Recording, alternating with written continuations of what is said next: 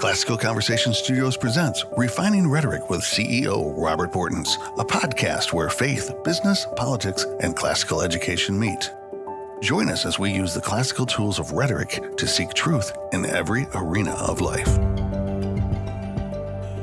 Hey everyone, thanks for joining me today. I wanted to do a reaction video of Leigh's last interview on Fox and Friends because I thought it was very interesting and really compares the heart of classical conversations with the heart and mentality of other groups trying to help homeschool parents. So if you saw the video, great. You may have had the same reaction that I had when I watched it the first time. But if not, let's watch it together. And please comment below on if I'm right or wrong, or what was your take on this other lady who is a co-guest with Leigh on this show. So without further ado, let's get to watching. Tampa, Florida has become the homeschooling capital with 10,000 students last year. Classical Conversation CEO Leigh Bortins and owner of and director of Trinity Homeschool Academy in Tampa, Corey McKeown, joins us now. Thank you both for being here. Corey, is the geographic component, is it just, hey, we can live wherever we want, we might as well live in some nice weather while we educate our kids properly? Why the explosion of homeschooling, and specifically in Tampa? We have had a lot of people move to Florida over the past couple of years, but I think Hillsborough has just had a history of homeschooling, and the infrastructure for things for homeschool students to do has just grown over time as the population has grown. By infrastructure, Corey, just to stay with you real quick, what does that mean?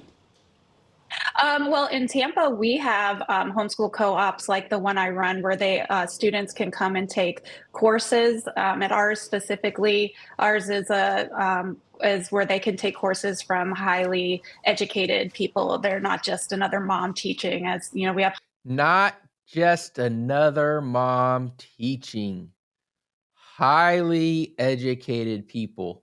So for me, this was shocking to hear someone who's running a homeschool co-op, this Trinity Homeschool Academy in Tampa, just put down moms in such a blatant and public way. Of course, we love it when we have an opportunity to talk to experts and people who might be an expert cook or a person who is a firefighter, to learn about what they're doing, or a doctor.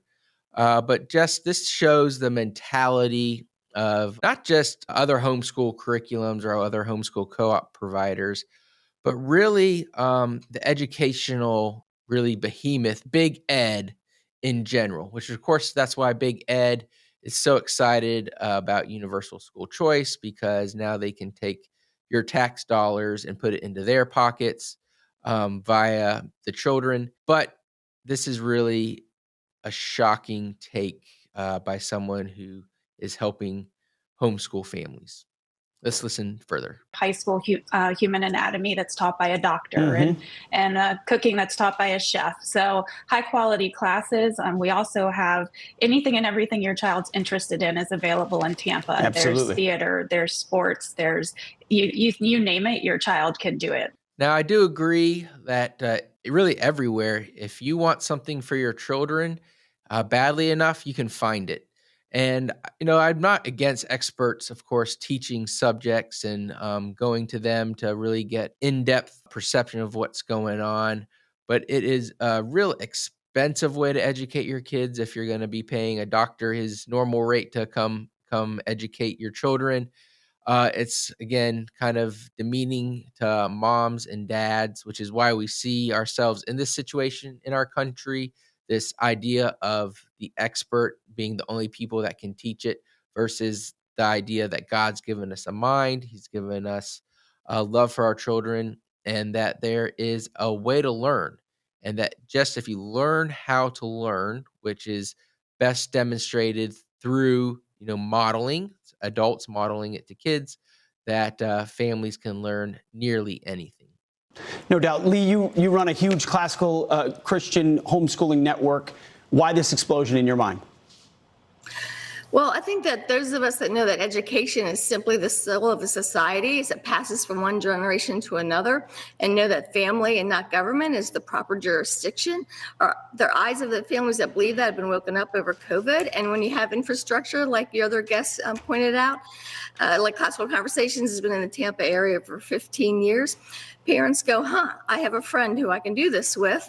Maybe it's not so scary after all. And I just really applaud all those folks down in Tampa and across the country who are doing so well to provide alternatives to government education. And Leigh, real quick, that graphic we just showed is from the Washington Post. They're noticing, which means politicians are going to notice. What does that mean to you? Well, it means that they're going to be more afraid. There's even bigger news no one's talking about. We're entering the third generation of homeschoolers.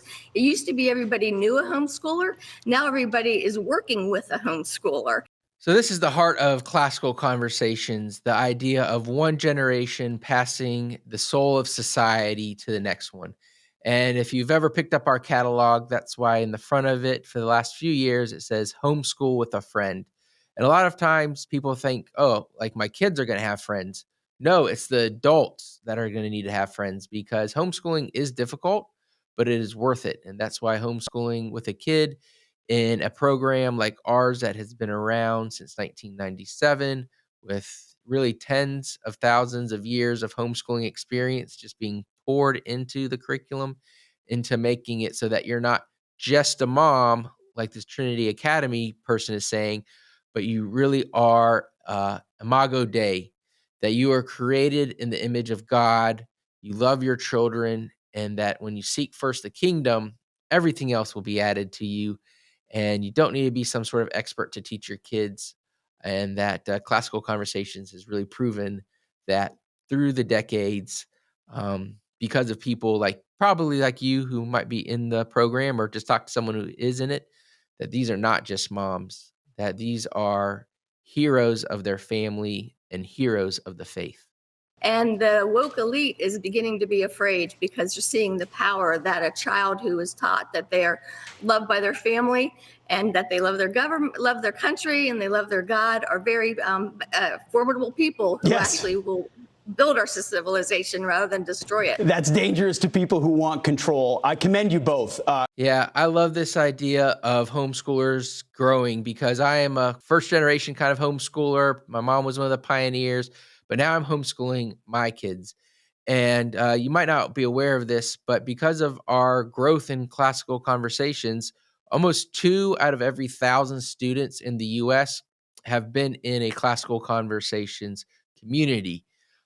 Because of COVID and the number of people who were, homeschooling, not just people who are doing public school at home, but people who are actually homeschooling during COVID, as we would define it, privately educating their kids. There's actually, I think 1 in 6 or 1 in 8 kids will grow up having been homeschooled at least 1 year. And I know that there's even been more research saying, and I don't know the exact percentage, but like 60 or 70% of teenagers said that they would consider homeschooling their own kids one day. So this is a wonderful path that we are on as a country. I hope that we don't screw it up by trying to subsidize homeschooling, but instead letting homeschoolers be free. Corey McKeown and Leigh Bortins, thank you for what you're doing and for educating our audience. You got it. All right, we'll be right back in a moment. All right. Well, it's such a pleasure to have Pete interview my mom. Pete sends his own kids to a classical school in Tennessee, and he's fully bought in. But just the rise of classical education and homeschooling should be exciting.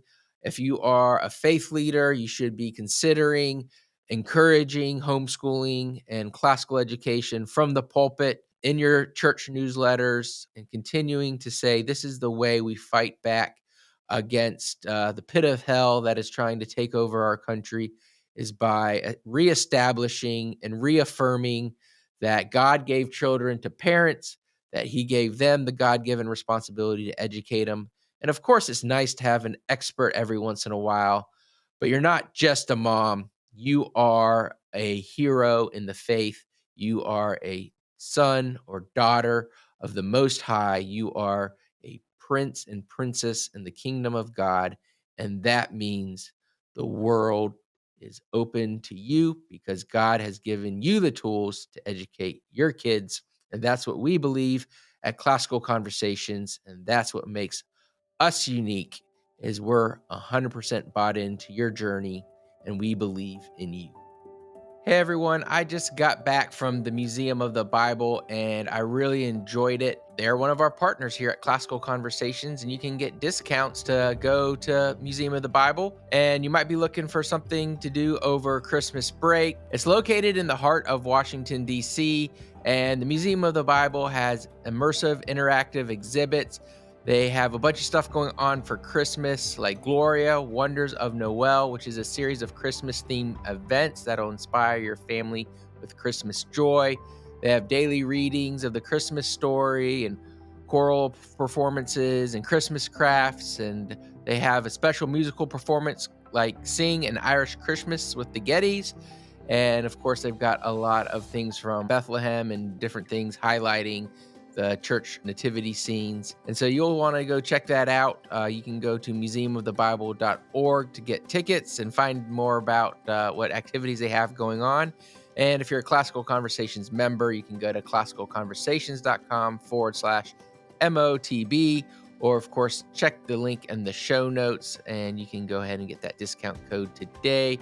And I just encourage everyone to go check out Museum of the Bible. I was blown away by all the things that they have there for people of all ages. So go check it out, museumofthebible.org. Now let's jump back to the show. Welcome to Classical Crypto with Will. Today I want to get into FTX. We talked about its downfall, but maybe just give you a little refresher, catch you up on Sam-Bankman Fried and what's going on with the litigations and all of that. But just to trigger your memory, and this is kind of a fun conversation because with Classical with Crypto, this segment, a lot of people don't care about crypto. It's not widely adopted yet. They don't kind of see it. It's kind of a fake cyber money. But I guarantee whatever you think of crypto, or maybe you haven't heard of all of it, you did hear about FTX, the collapse, the ripple effect that had on the industry in 2022. So let's again trigger your memory on all that happened. So FTX was the largest crypto exchange at one time. I think at the height it had around $35 billion under management. That is huge, especially for an exchange. Their competition and rival was Coinbase, obviously Binance. Binance played at least a small part in taking FTX down. But FTX was started by Sam-Bankman Fried and one of his great college buddies, Gary Wang, in 2019. Quickly it grew to one of the largest funds in the world, exchanges, but they made a critical mistake. And so stupid, like even a child on the outside would be like, you can't do that. But they were taking customer funds. So you invested in their funds. You said, hey, I want to invest my money in Bitcoin. Well, on paper, you were invested in Bitcoin, but behind the scenes, they were taking your funds, they were doing customer withdrawals, and they were sending their money to sister companies. They were trying to invest money for the customer. They were making money behind the scenes and refilling accounts. There's all of the kinds of fraudulent activities. A lot of their value was stored in their own coin. And when that coin started to take, basically they got into a liquidation crisis. And CZ, the CEO of Binance, recognized some of the fraud that was going on and sold off a big portion of the token he was holding, the FTX token. And then FTX customers started selling off their tokens and they landed in this big time liquidity crisis. Their fraud was exposed and the doors were shut. Now, this is why I think some crypto regulation is going to be a great thing for the space, because there is not a lot of regulation for cryptocurrency. It's still the Wild West. Yes, you still have to pay taxes, but no one's enforcing that. No one's going back and looking over the shoulders of some of these fund managers and going, hey, you can't do that. Like with Sam-Bankman Fried. Someone should have been there moderating that, going, hey, no, you can't take $100 of customer funds and go invest it in whatever you want to. Yes, hey, if they're entrusting you with that kind of value to invest in Bitcoin, yes, you can do that. But oh my gosh, just the fraud and what happened in that situation was absolutely crazy. So I am for some regulation in this space. There needs to be checks and balances, especially when it comes to finance.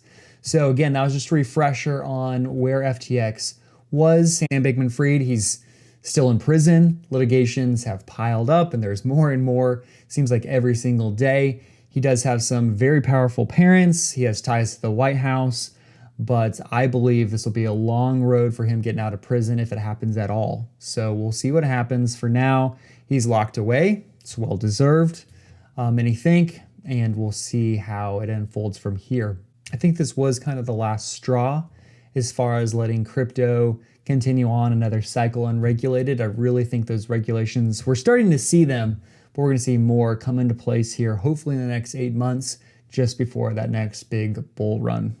Today's crypto of the day is nothing other than Ethereum, the second largest coin there on the crypto market. We've mostly talked about Bitcoin and Ripple on this channel. Ethereum we've covered before, but its founder is Vitalik Buterin, a Russian-Canadian programmer, very smart individual. Co-creator was Charles Hoskinson, the founder of ADA and Cardano, which is really interesting.